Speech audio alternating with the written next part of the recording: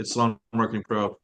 And past that, I think it's important, and Lori already hit on it a little bit, just really thinking about kind of the non-negotiables now because of all the shifts in the industry and all the shifts in marketing. We'll talk about that briefly. We'll talk a little bit about some of the things that you should be considering. I know Stefan has with websites and paid ads and just things to be thinking about. And then we'll dive right into some Q&A with Stefan, and he'll share some of, like Lori said, some of his experience as both a salon owner and the marketing that he's journeyed on himself. So we'll go through that as well.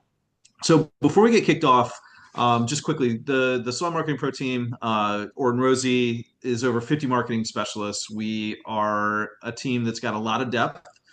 We have team members that are departments that are in the SEO world. We have departments that are in the paid digital world, website world, chatbot world. And we've really built this team over the past, I don't know, 18, 20 months because we know as salon owners that it's really, really difficult to be a great operator of a salon and be really an expert in marketing too.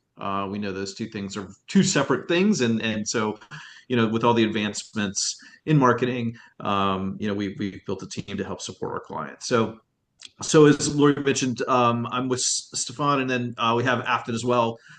She's going to be here. I think there'll be a link in the chat if you want her to take a look at your website, or you want her to, talk to you a little about paid strategies, or maybe do an assessment of your SEO. Like, she can help with those types of things. And so she's the person who you would be talking to if you did have questions for that. So diving right into the meat ahead of the interview with Stefan is just want to certainly call out some of the things happening in the world because it impacts how we get people in our chairs and how we get our schedules filled and all those types of things. And I'll start with this first picture on the right-hand side of my screen. And this actually came out last week, so this is super fresh. And it was a front page story on Barron's, which is a Wall Street Journal publication, that says, hey, Google search is fading. And what the kind of the meat, and I have 3 bullets on the side, but I'll just kind of talk about the meat of and the gist of this is what they're saying is, like, with the introduction of AI over the past 18 to 20 months, the conversations we're having today around what's search going to look like when people search, I need a salon or I need a color service, what's that going to look like in the future? And they kind of, said this time in our history in the world is very similar to the time in the 1990s when the internet was starting to come up and Google hadn't surfaced as like the answer yet. There was a lot of noise and a lot of people trying to figure it out. And so they, in this article, they pointed out this time is very similar to that. Also, in parallel, it's a very similar time to the time when the iPhone was launched. So obviously in 2007, 2008, when the iPhone came out, that changed the whole trajectory of us as consumers, how we operate day in and day out. So AI is having that level of impact. And as marketers, we're on one of those forefront industries where it's changing daily. And the second bullet I have here really spells that out. If you think about this stat here, so this is December, so 4 or 5, now 6 months ago, roughly, they had 300 million weekly searchers or users of ChatGPT searching things, right? Not people searching on Google, but people searching on ChatGPT. Fast forward to March, so really 3 months later, it was nearly double the amount of searches coming to ChatGPT. So again, if we're not thinking about how this is going to impact how we fill our chairs, we're missing something. Because again, it's such a big shift and a big wave in the industry. The third point is a really good one, and we'll talk about this when it comes to paid ads.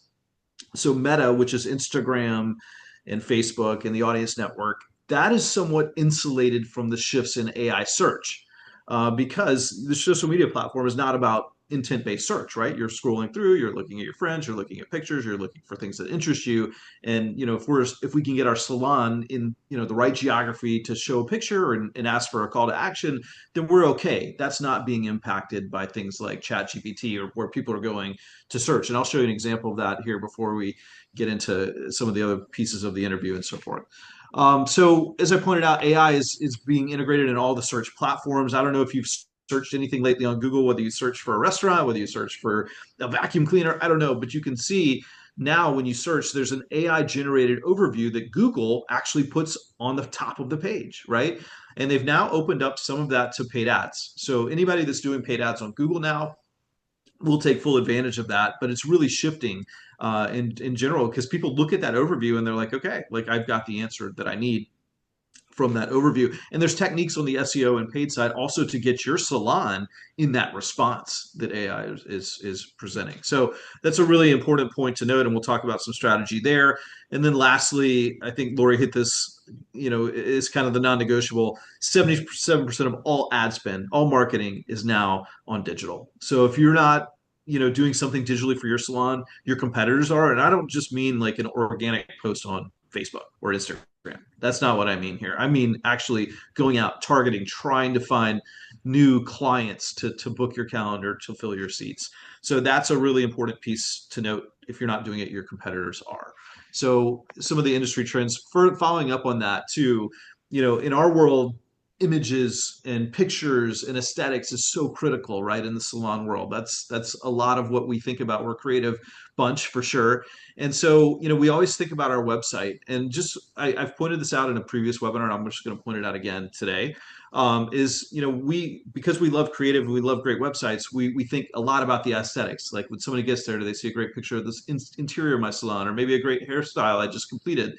But the reality is we have to do more than that now with our website. Your website, the infrastructure, the technology, the way it's built matters, because it's not just a human looking at your great pictures. It's agents that when someone searches on ChatGPT, I need a salon near me.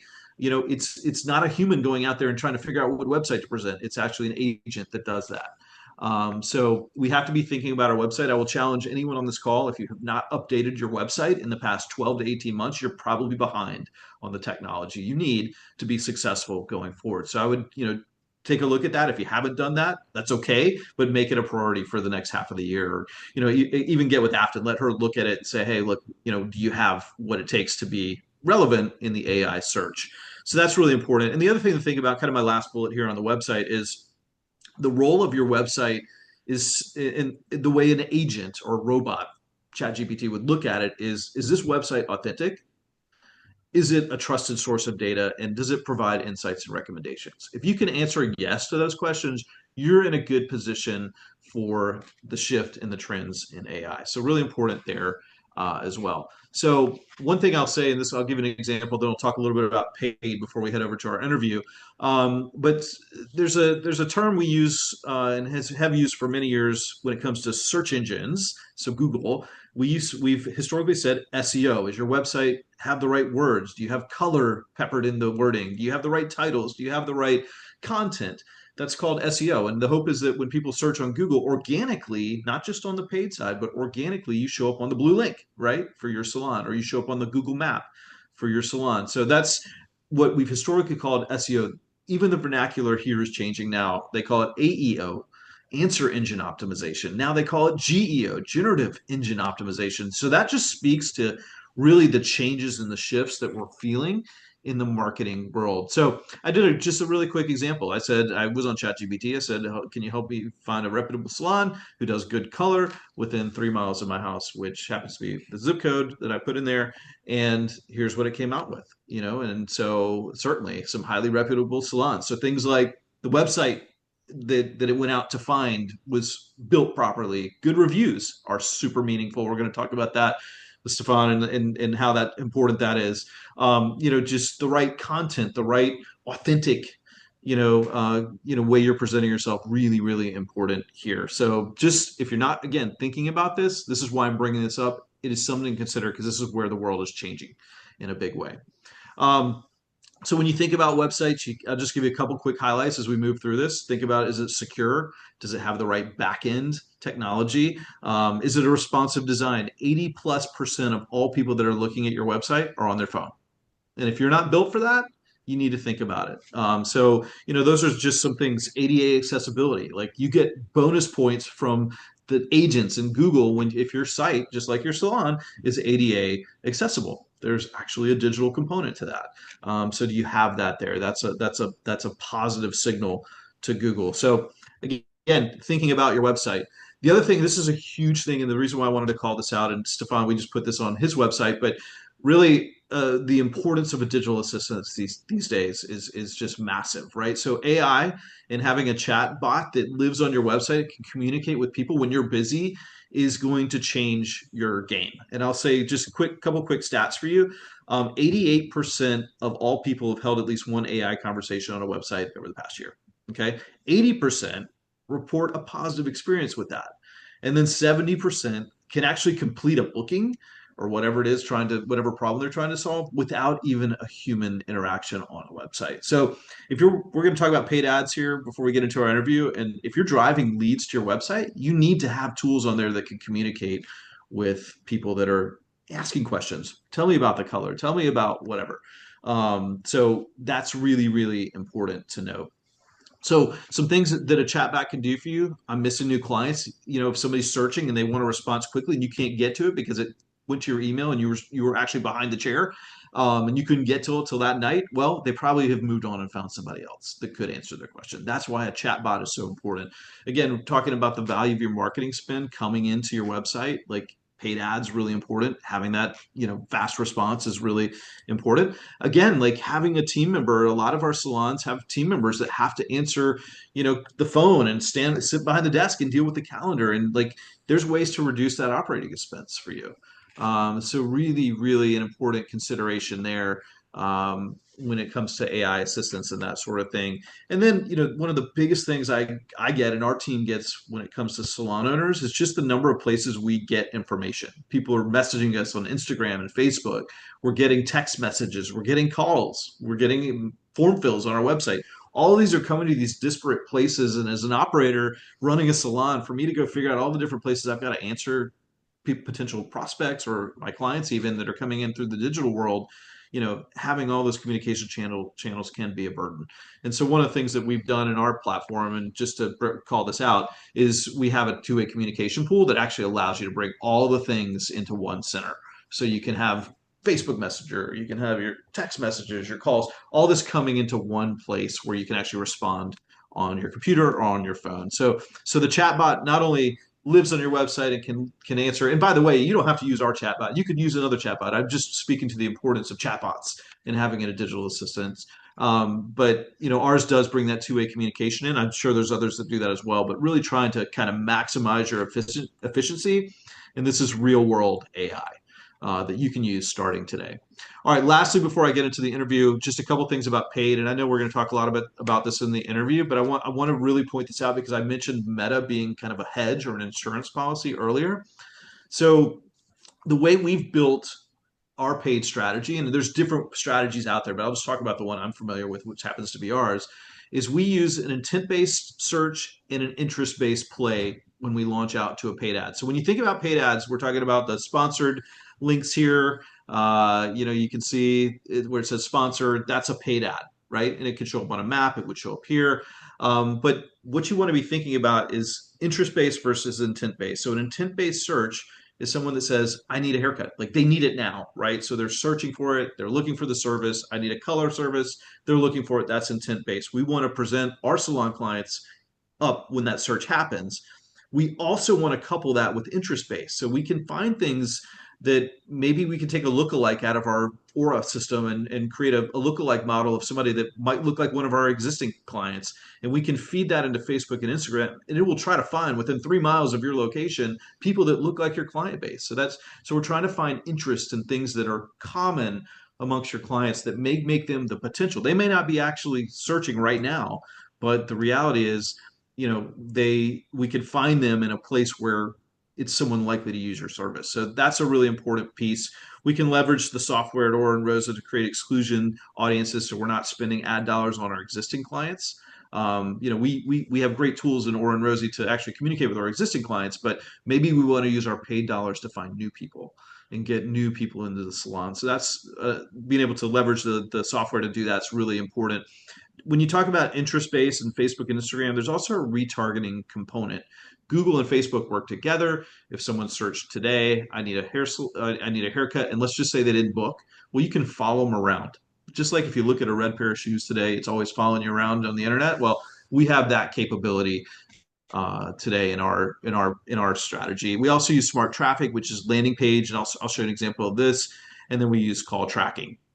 So really, it's all about getting appointments booked. It's all about getting people to the website, and you need to have that great landing page on your website. This is an example of a meta ad or an Instagram ad where you might see something like this. This is more of that interest based. And this is the smart traffic. Like we encourage our clients to run promotions for new customers, for new clients. 10% off your first service, something with a color, whatever that may be. But it really gives you the ability to run these types of smart traffic ads that, again, drive more and more new clients into your salon. I won't get into the minutia of this because I want to get to our interview, but the reality is we think about paid, and we're going to talk about paid here in the real world, but we think about it in this kind of three-pronged approach. Interest based, get those Google searches, layer it intent based, get those Google searches, layer it with the interest based, and then bring in some AI driven smart traffic to try to run a promotion to get more and more people into your salon. So with all that being said, I know I covered a lot, but I wanted to get kind of lay the foundation and the groundwork before we get into our interview with Steffan. And Steffan, are you ready? Because I know I've been Yeah. a little long-winded. I'm sorry. Oh, you're Um, perfect. I learned so much. Hey, okay, before good. we jump into this, I'm curious from the audience, Brian, if we can get people to, because you, like you said, covered a lot. There's a lot of things there, but in the early poll we asked, right, is this audience using marketing services of some sort for their business today? And a lot of them said yes. So this information shouldn't be totally new to them, but I am curious if people will put in the chat, are there certain things that maybe you're not using today? Or the things like, you talk about website, ads, meta, the Google ads, and all those things. So if there's things that you're not using as a part of your marketing tools today, just drop that in the chat. I'm just curious if there's a common denominator or if there's things that you guys are interested in hearing more about as we go through this interview. Hey, Lori, while we're getting people to drop that, let's put up a poll and see who's actually doing paid ads right now, because that's, again, kind of that hedge against some of the AI stuff that's happening. I'd be really interested to know what percentage of people using marketing organizations are actually using a paid ad strategy. Got it. Okay. And again, like I think Afton, your link's in the chat. Anybody can get in there and have her take a look at kind of a strategy. And because every area is different, right? A campaign that we run in New York City is very different than a campaign we run in rural Idaho.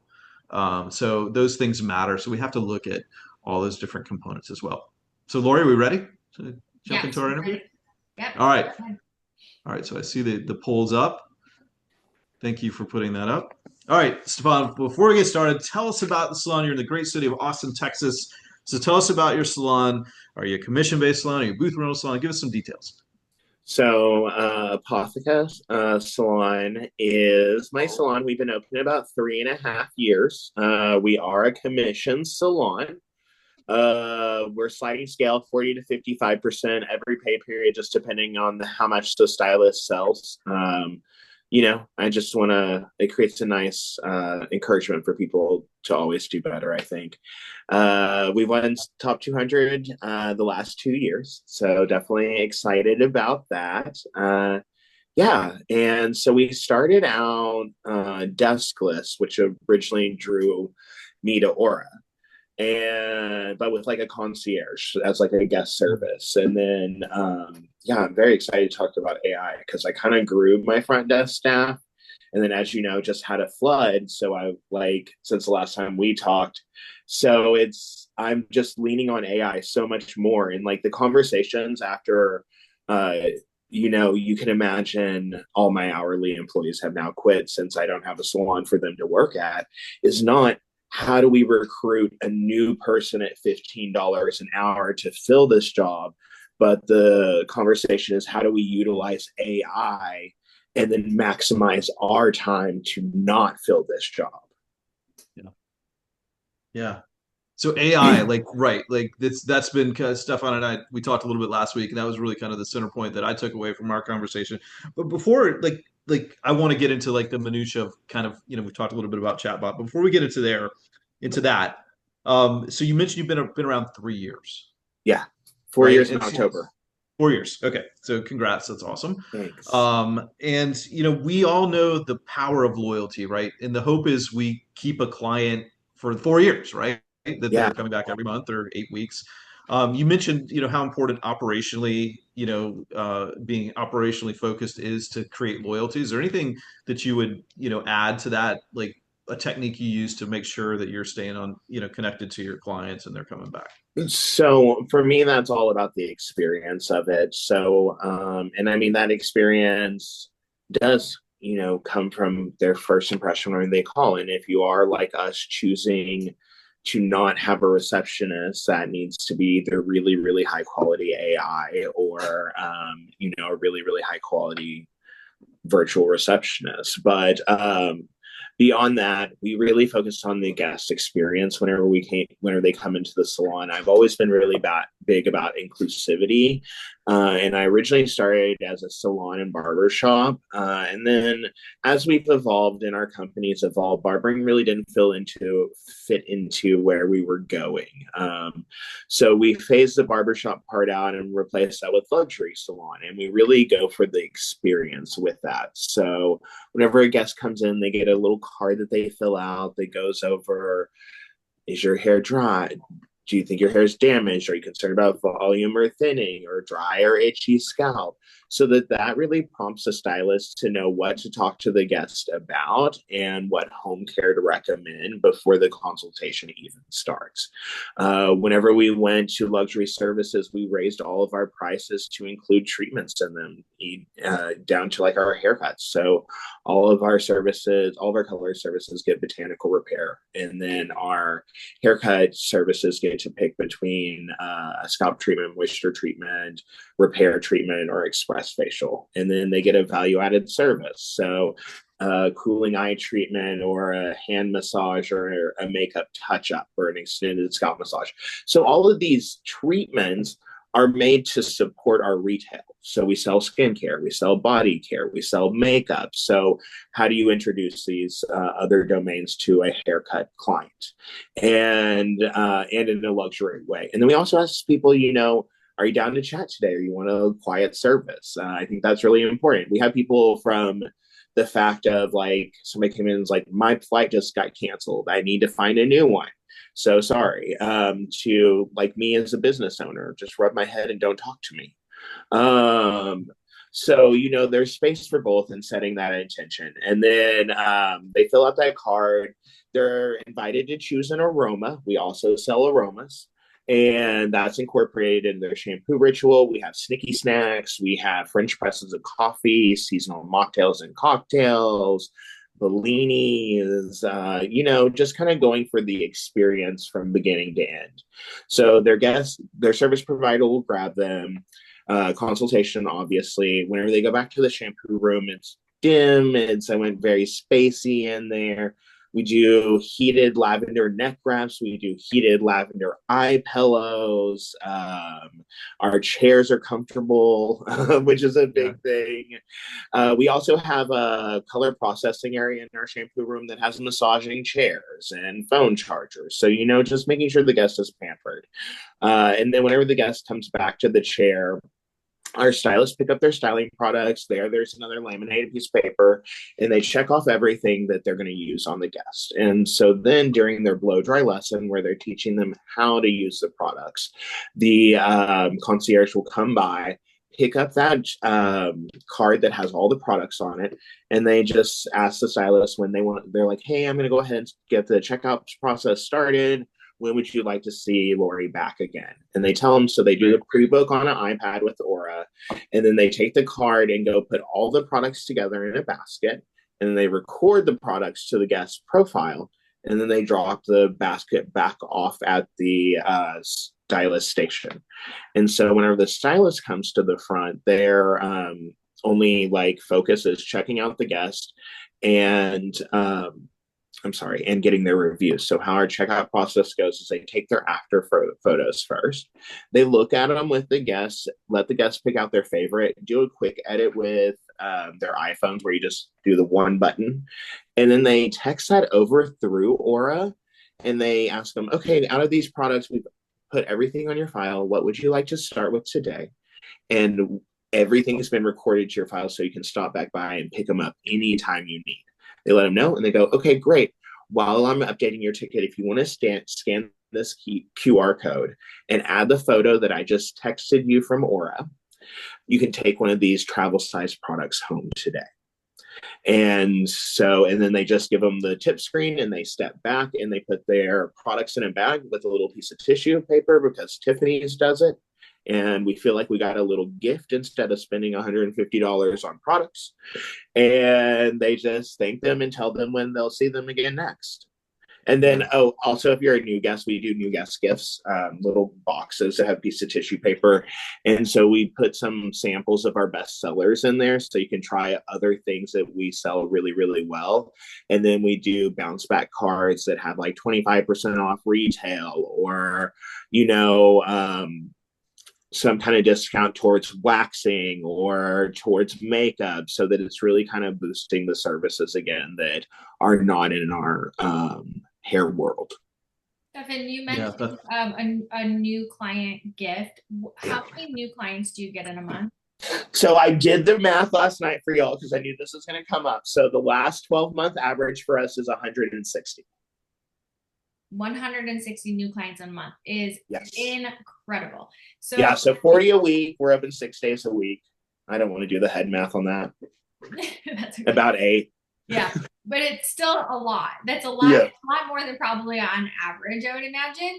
And before we started focusing on reviews and SEO, our average was around 74. And our peak before I opened in October 2021, and then there was a freeze in January of 2022, and I could not get to work to make money. And I just said, well, shit, if I can't make money how I know how, I'm going to sit my little butt while I'm frozen inside on Coursera and learn how to make money on the internet. Mm-hmm. And so I did my website as my homework and really started focusing on reviews. And our next month, we jumped up to 142 new clients. And then around year 2, we were hitting around 190 new clients. And so at that point, I kind of pulled the trigger in the fall, like August for back to school on luxury services with all of our lightning services. So highlights, balayages, anything like that. I saw, a little hit to our new guest count from like 190 down to around 160 again. And then that kind of got built back up till January. And then in January, I did that again with all of our baseline services with our new guest services, our new growth services, all over colors and haircuts, your bread and butter, because we're going to test it with the expensive ones before we piss off all of our bread and butter clients. But even that little dip is okay. It is. So at the end of the day, now finding the right clients for what you're looking for. Absolutely. And freeing them up to go somewhere else that doesn't have luxury. There's plenty of salons. So the end result, both times I did this, was 20% increase to the bottom line. So you're looking at a total of 40% growth in 6 months. So, I mean, you can't complain at that math or argue with it. And the other thing too, guys, is whenever we're looking at employees, they saw a 20% increase to their tips both times, which is a really cool thing too, whenever we're looking at that as part of their income. And that's a lot. 20%, tips are a really, that's on top of their service sales went up. That went up too. So it's about, building them up. And also I kind of learned, because I'm really good at selling stuff. And I always have been. I had the lemonade stand whenever I was 5 and everybody bought it, but most people don't have that. Or anymore. And we know what the great behaviors are as salon owners, that we need to teach our employees to have a successful salon. And it's really hard. And it's really hard to coach them. And it's really hard to follow up every single day on it. So if we just create systems where we remove selling as one of their job titles, where they don't sell upsells, they don't sell toners, they don't sell anything, they don't sell the products as they're put together for them. They just ask, what do you want to start with? And just have employees that we teach to be salespeople and have systems that support smart sales that support what we need to be profitable. and just make them do hair and get a review. And then in your meeting, say, hey, Megan had a 30% increase to her visits on her page of our websites because she got 5 reviews last month. Yeah. Yeah. I wanted to call out, Steffan, I wanted to call out your new guest count because you're putting it in, and why it's so important is because you're putting in so much work up front with your ads, how you're getting them to leave reviews with your, SEO and all of those things. So you're putting that work in up front, getting the new guests in, but without the experience that you just walked us all through, without having that experience for the clients, your retention is not there, right? So then you're just funneling through new clients, but you're getting the whole package together. The experience, all of the work up front, the experience you're doing in the salon, the new guest count plus the retention, and 20% higher tips for your providers. Your service providers are happier, the business is thriving. Yeah, all these things work together, right? Like if the experience matches what's being promoted, then that's how you get the loyalty. And look, they say people live in their homes for 5.2 years, and if they come every 8 weeks for the next 5.2 years, think about the value of the customer that you just found on a Google search. If you have all the engines in sync. And one of the things I want to add to with this is, which is just not something that we talked about last week, but like has very much become my reality over the weekend of losing all of my hourly employees and some of my commission employees because I no longer have a space for them to work at because my salon was flooded. So like a lot of business models, this would be a point of fear for people that like, oh my God, all my stylists left, all my business left. That's not my thought at all because I'm like, okay, you all just spent the last 2 years getting between 160 and 190 new clients from me a month. And all of these are my clients and they came from the internet and they have loyalty to my experience. And so this will not affect our sales in the long run. This will not affect our guest retention. So it really, I feel like gives you a sense of power and security and safety by having a smart marketing plan and having it where your business is dependent on your marketing, not necessarily your providers. Yeah. I'll just echo the point that, when any challenge is presented, it creates opportunity, and it sounds like you're looking through that lens, which is great. Let me dig into a little bit of the marketing tactics, because one of the things I asked you, I was fascinated by this. Like when I asked you on Friday, like what was the best marketing tactic you've ever done? I mean, you've already kind of said it, but that's one of the questions. Everybody wants to know, what's the one thing that you would say, this is the one game changer for me? What was that for you? Having a strategy with every guest around Google reviews. So up until y'all just took over last week, our ads, I had only paid for 5 miles of reach with all of my ads. And I know for a fact I was getting 12 miles of coverage, and that's through the boosting of it. So whenever Google is looking for high quality reviews, they're looking for images, they're looking for credibility, they're looking for people who interact with the platform. And so if you have a lot of credibility generated through reviews and photos, we upload photos every week to our Google My Business, and that helps to boost your paid because credibility has such a ranking with Google. Mm-hmm.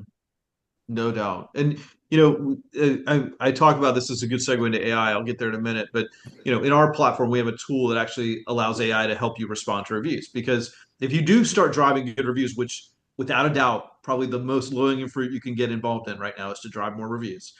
But once you start getting them, you need to respond. And I also would say, Steffan, like in the response, say things about like, I'm glad you enjoyed the highlight, or like a keyword that can actually help you stand out on the SEO. So really thinking through like a strategy and using AI to help you with response. I promise you, a year from now, people will not be writing reviews. They'll be editing AI generated review responses, and they'll also, I'm sorry, writing responses to reviews, not reviews, but responses to reviews. And then social media posts, like AI's taken over this play too, right? Like, so these are tools that can be efficient. You got to be careful, but can help you when it comes to responding to reviews. So I would say, I hear this time and time again, if you can drive more reviews, that's going to help. It's going to raise a signal to Google that you're qualified. It goes back to that authentic, trust trusted advisor that the chat GPTs are looking for. So all those things are super positive, and I'm so glad you called that out. Now let me flip this around. So you talked about kind of home run, okay, driving more reviews, what that did to your, big bookings and that sort of thing.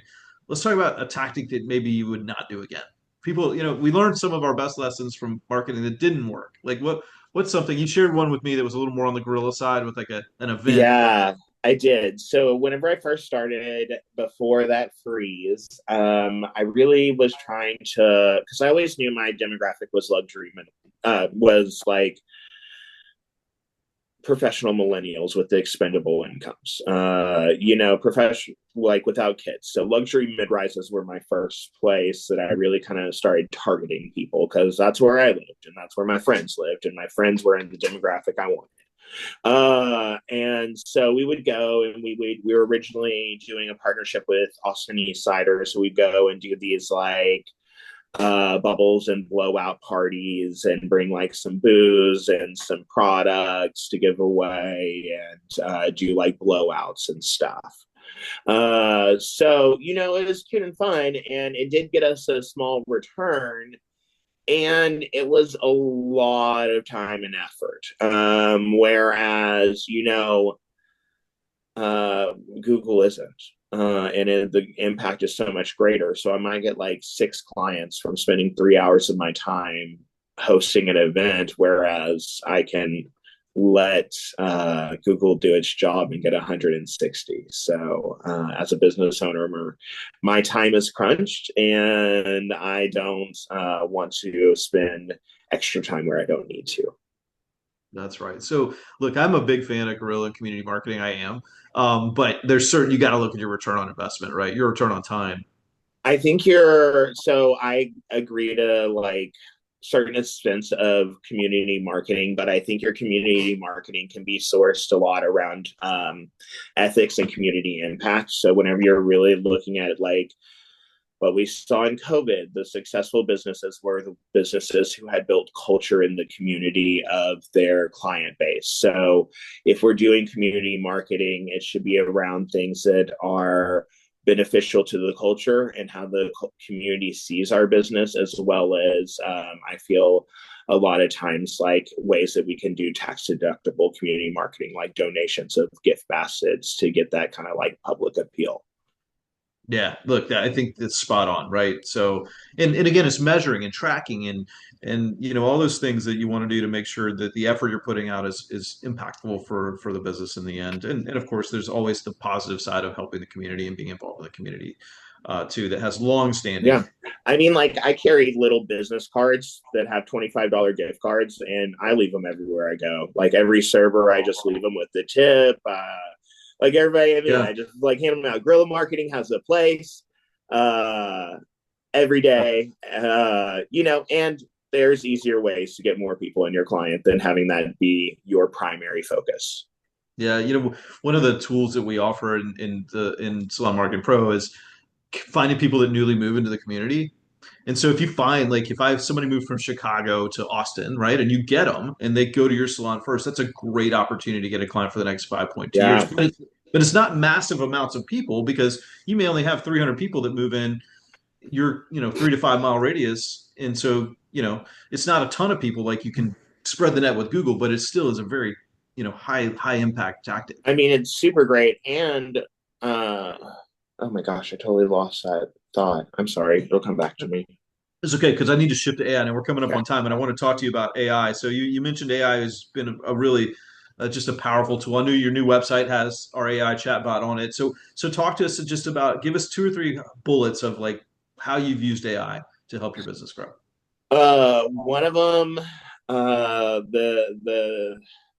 the chatbot obviously is a new one that we're just now exploring, but I have really started since spent some time with Lori at Data Driven.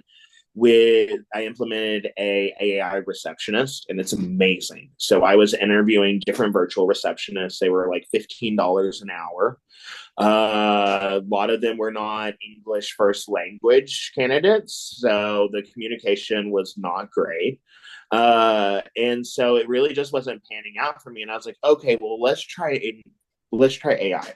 And so I'm using one called M1, and you just put in all the information you wanted to know, and it can tell you, can quote prices, it can do anything. And so now what we're doing and what we're taking from this is it gathers all the information of like, this person wants this service at this time, or to reschedule this, and it can help with directions. It can literally do anything that we needed to do. And so we're responding now through Aura, primarily with text message. Hey, I saw you called. I know you're looking for this. Can't call you right now, but can I help you via text? And we're scheduling 30-minute windows in our days to return calls for those absolute must return calls. Yeah. So that's been a really new, huge thing that's been so amazing for us. And then, what am I not using AI for? Honestly, like, Google's like response in Gmail now to AI. I don't use it for that, anything but that. I keep this AI on my phone called Monica that is a paid subscription that pools all paid subscriptions together, and then their algorithm will make the best version of it. So I mean, it's just kind of the many ways. So, it's funny because there's a lot of like apprehension around it. Like, I don't know where a practical way for me to get into AI. I mean, chatbot's super practical, right? Or using AI to help you respond to reviews, super practical. So somebody just trying to, if they're apprehensive, just get into one of those smaller tools and start trying it. Because you'll get to, Steffan, you're like at this level, whereas most people are like at this level.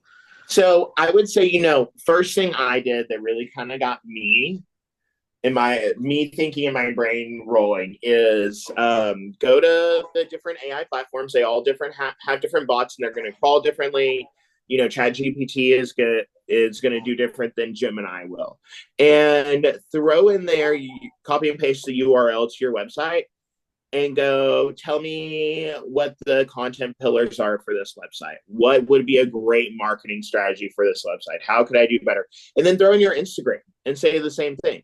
And then ask it, hey, how does this salon compare to others in the neighborhood? Yeah. And start getting this kind of thing and start seeing what AI thinks of you to start knowing what you need to start working on. And then whenever you do start working on it, it's not going to just, I kind of think of like SEOs, you're talking like caveman, like salon, Austin, hair, like that kind of stuff. Whereas, it's now communications search. So whenever you're throwing things in there, you're thinking about what a person would ask, and you're answering that question for them so that it shows up. For me, exactly. We're not talking about SEO right now, but I kind of think of it as like one of the red pin serial killer maps that you see in crime shows. And the more like red bullet points you have on your map, the more it tells Google, this is where this content lives. Yeah, totally. What I always notice about you is you have a high level of curiosity about this type of stuff. And so we already said in the beginning, like you were already doing a lot of these things on your own before you signed on with our salon marketing services. But you're curious about other things. You're curious about the AI for your front desk or receptions. You're curious about these things. So I know a lot of the people that are on today are saying that they're using these services in some form, but just being curious about like what else is out there and what else is new and how else could I improve it and what else could, make things easier for my team. And in return, those things for you and your business are giving you more business. Yeah. Always work smarter, not harder. Yeah. Yeah. And and let me kind of bring us home. I'm going to tie us together here and kind of start bringing us home. The question becomes, and I think we brought this up early in this discussion before we even got into the interview, was look, marketing is getting more and more sophisticated. I mean, just like all the different tactics you just mentioned right there, like that's a lot. And as salon owners, we just don't have the time, and we don't have the, we're not experts in marketing generally, right? You can go get an MBA program at University of Austin, Texas, that has an emphasis on digital marketing right now. That's how complicated this stuff has gotten. So the importance, and you chose a partner too, Steffan. You chose obviously Aura and the Salon Marketing Pro team here to help you. What was that kind of inflection point where you said, I need an expert? So I have had a wonderful experience the entire time with Aura and the salon marketing team so far. I never did well in the world of meta. And so I just didn't try it. That's something that I didn't do. And like, as well as I did for myself with what I knew and what I learned on Canva, whenever my salon was very small and doing like $20,000 a month, now that we're significantly bigger and doing like 70,000 a month, we have different needs, and our salon is in a different place, and so having a team that really knows how to masterfully curate the advertising, that's willing to work with me. Like, I just threw my website in the chat.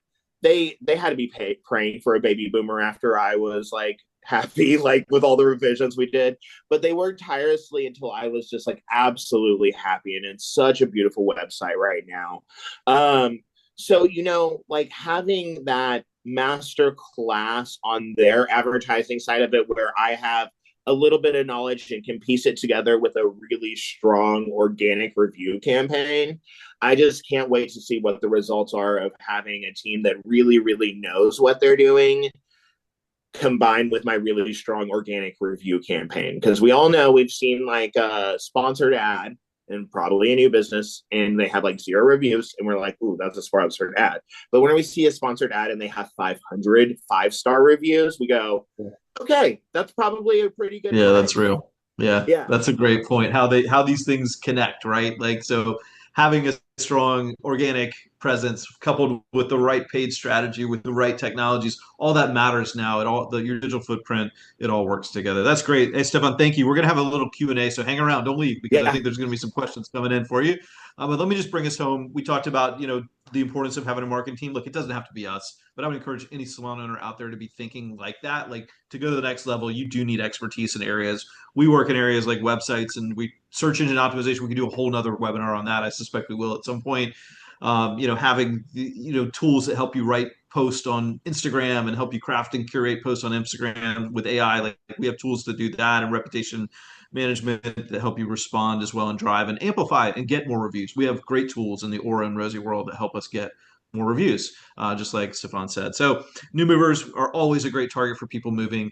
Afton can talk to you about any of our packages. I would encourage you to get on her calendar, at least let her look at the tech and look at your footprint, and let her at least make recommendations. And again, maybe this time it's not in the budget for you now to start bringing on a partner like us, but maybe it's something you can plan for later in this year. Because again, 77% of all advertising right now in your space, your competitors are online doing things. And so, having that expert with you, and we've built some really, really strong packages to help our clients grow. Last thing, and then we're going to open up for questions. I think you've got a few days now to take advantage. If you were thinking about marketing, go ahead and save the $600. Get on Afton's calendar and let her take you through some things.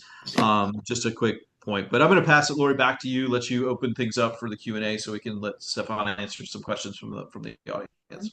I did put 2 links in the chat also. So one is for that offer that you just flashed up there, Brian. And then the other one is Steffan's website. So if you would like to log on there and check that out.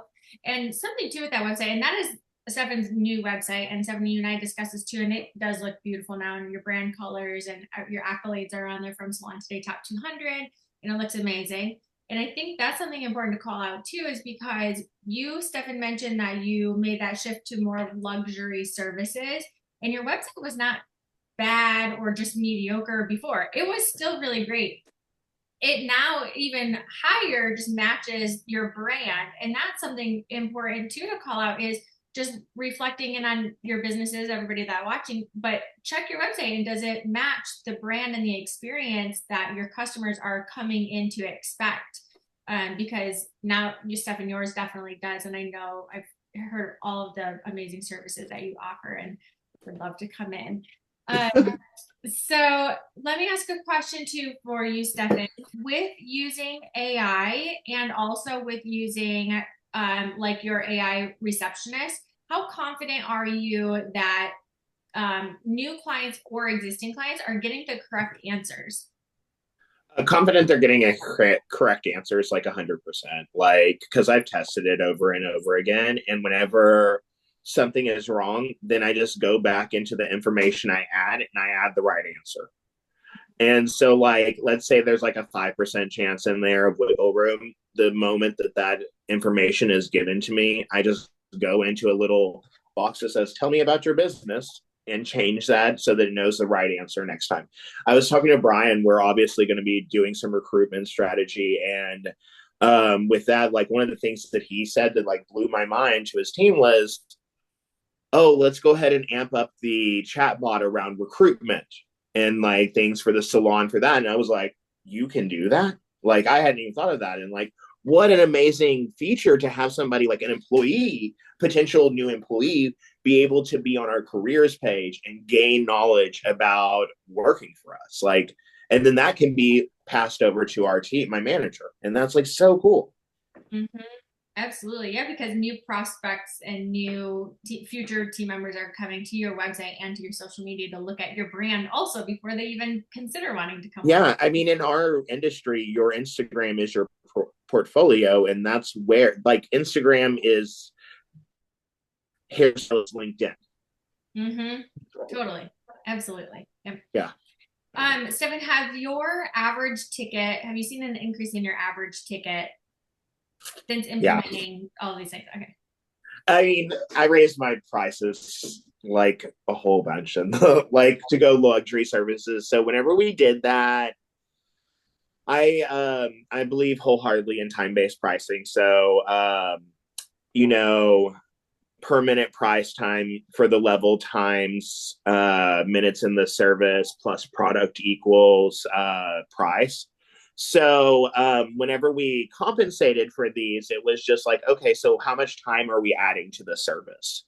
And so, really just charging accordingly to that. And it's, we have a lot of people out there who want to do hourly pricing, and that's exactly what I'm doing.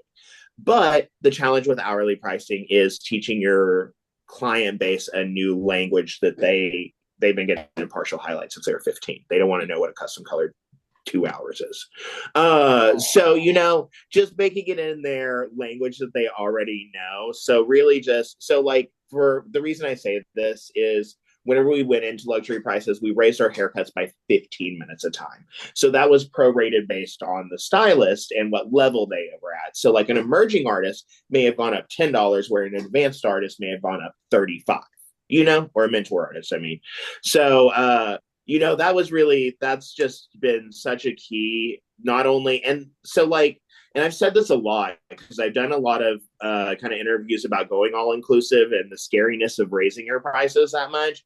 And I was like, well, if I didn't have 190 new clients a month, I probably wouldn't have done it. But it removes the fear of, okay, bye. I'll make a recommendation for you.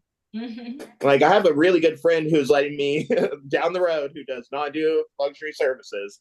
She go see her. She's amazing. Good. What is the name? Can you share again the name of the AI virtual receptionist that you're using? I know it was M1. M1. And it's I don't know if they have it for Android, but it's an iPhone app.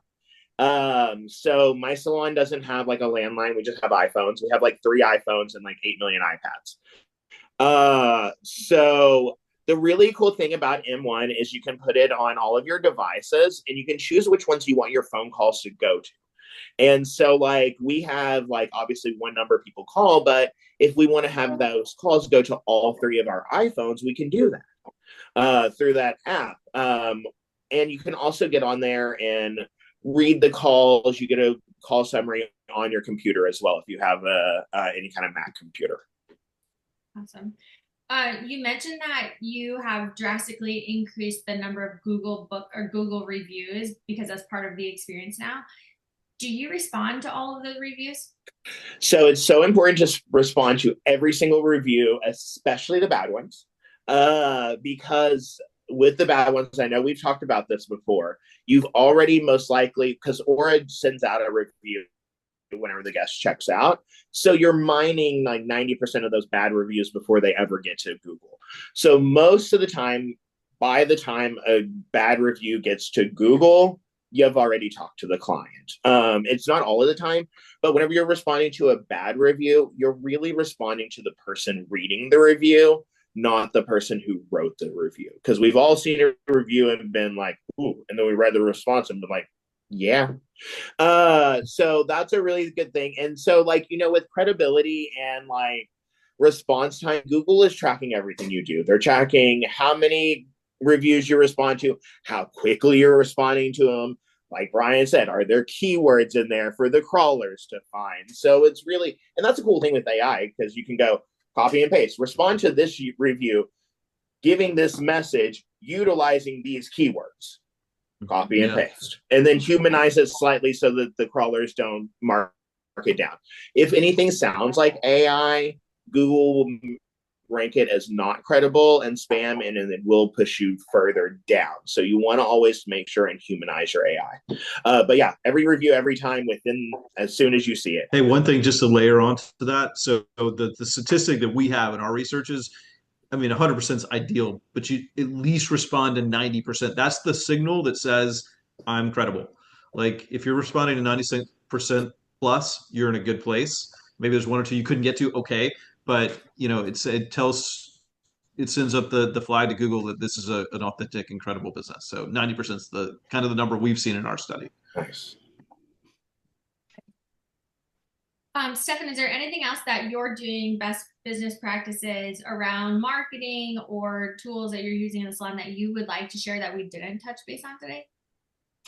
That thing I found while we were at Data Driven, it gets installed this week, the Lift and Learn. This is really cool, guys. I can try and find the thing to drop in the chat, the link right now, but you can Google it. It's called a Lift and Learn. It's AI. And so they're putting a monitor in my retail unit this week. I chose the 24-inch one, and their normal package has 5 SKUs, but I up to 8. So it's 7 of our bestseller from our 7 top lines, and we rotate monthly, and 1 feature product. So with that, the screen rolls through our ads whenever a guest isn't interacting with it. And whenever they come up and grab one of the products, the screen goes to AI created videos of the product, how to use the product, the benefits of the product. They look extremely real. Like we're a Veda, so they like splash through a pomegranate and mango, which are the like ingredients in it. And then the other thing that they do is they start then telling you about every product in the regimen and how to use them and the benefits. So this has on average, and it goes in next week, 146 or 50% increase in retail purchases. And it has a 250% increase in cross-domain retail purchases. So buying a second product from the same domain, which is and then the other thing we're doing with that is with Aura, we're doing a feature product every month. So we take advantage of the loyalty points.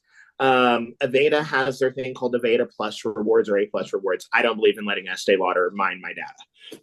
So we do our own rewards program with Aura, where we do 20% more than A Plus rewards, and we advertise that to our clients. And it's like where they say, "Oh, but you don't take it." We do, but we do our own 20% more.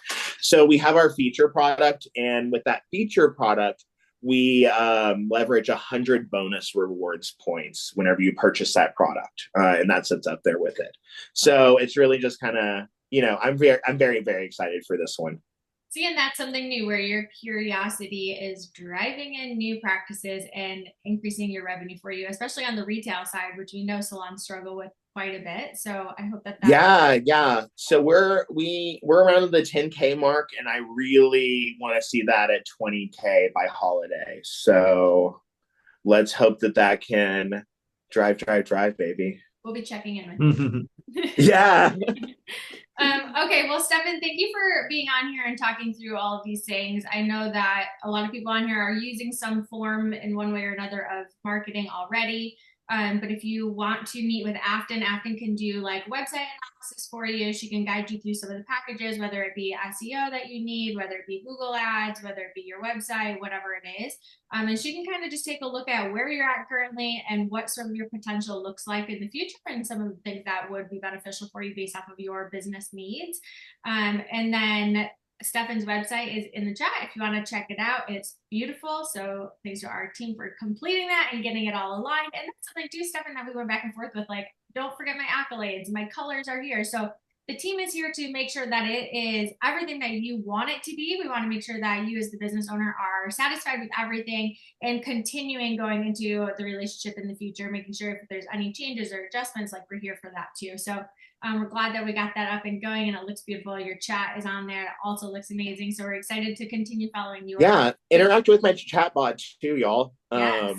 Don't ask to talk to us. We're working from home with the flood, but interact with the chat bot. See how it is. Get a firsthand experience. Yeah, That's yeah, awesome. love that. Perfect. Brian, any last words from you? No, thank you again, Stefan, for your time. Really enjoyed getting to know you in this webinar experience. So, yeah, looking forward to future communications, and you bring some good value to all the people listening, I'm sure. And we look forward to talking to anybody. I'm sure Afton would be thrilled to talk to anybody about their marketing. So, thank you so much. Thank you. Have a great day, everyone. Bye.